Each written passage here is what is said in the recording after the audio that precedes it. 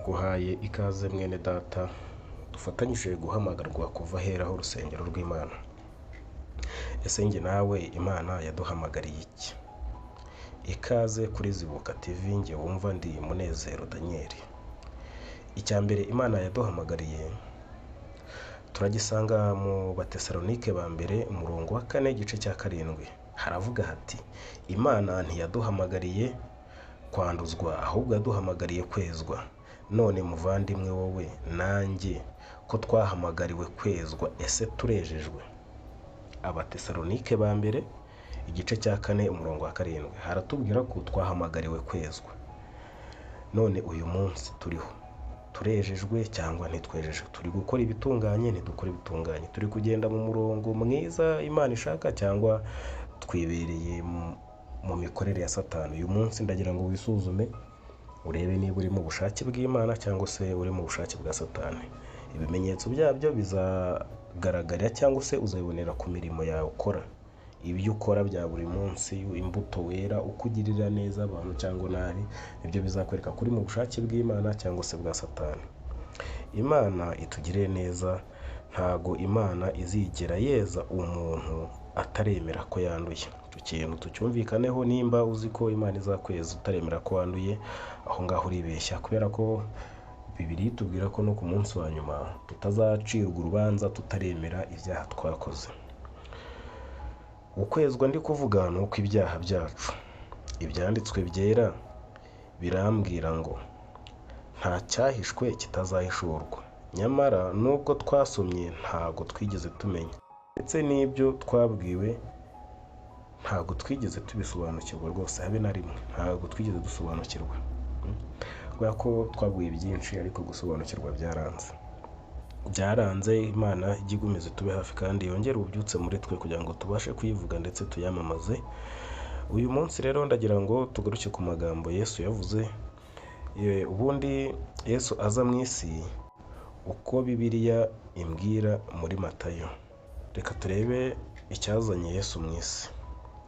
Ese Yesu yaraje guhamagara abakijijwe? Dore uko Bibiliya imbwira muri Matayo 9 umurongo wa 12 haragira hati abantu bazima ntago ari bo bifuza umuvuzi keretse abarwayi.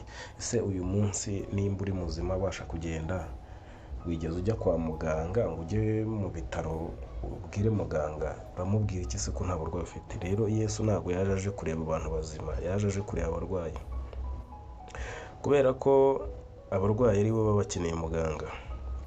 Noneho yo dukomeje kuri 13 haravuga hati, harakomeza havuga ngo ariko nimugende mwige uko iri jambo risobanurwa ngo icyo nkunda ni imbabazi si ibitambo, sinazanwe no guhamagara abakiranuka keretse abanyabyaha.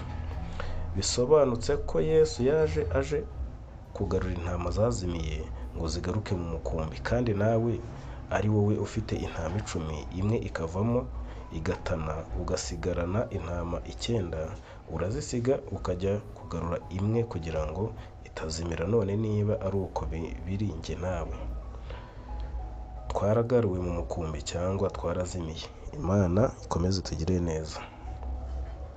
Uhereye none Bibiliya ivuga iki ku mutima winangira? Reka turebe mu Befeso 4:18.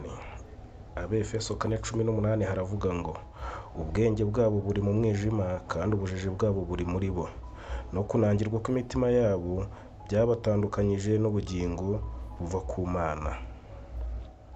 Uyu munsi dufite kwinangira, dufite kumva ko twasomye, dufite kumva ko twize neza, dufite kumva ko mbese ibintu byose tubishoboye, dufite kumva neza ko mbese ubwacu twihagije. Ariko aka kanya turi kugaragarizwa ko twamaze gutana ndetse twavuye no mu bushake bw'Imana. Ariko ntacyo, Imana ihora ari nyembabazi kandi ihora tureberera, ihora turwanirira, itugire neza kandi turinde turengere. Reka tunyarukire mu rwandiko rwa Yohana turebe icyo Yohana avuga. Turebe igice cya 4 umurongo wa 20. Yohana 4:20 haravuga ngo umuntu navuga ati nkunda Imana akanga mwene se aba ari umunyabinyoma, kuko udakunda mwene se yabonye atabasha gukunda Imana atabonye. Uyu munsi ndagira ngo nimba uvuga kunda Imana, ukorera Imana, wumva ko uri umuntu w'Imana, banza ukunde mwene so uzi. Bivuga ko ukunda Imana utabonye, kubera ko Yohana abigaragaza neza ko utabasha gukunda mwene so, utabasha gukunda Imana utabonye. Uyu munsi turagira ngo tube ducumbikirishirije ahangaha. Imana ikomeze itugirire neza kandi ikomeze turengere, niyo izagena ibikurikira. Imana ibane namwe. Amen.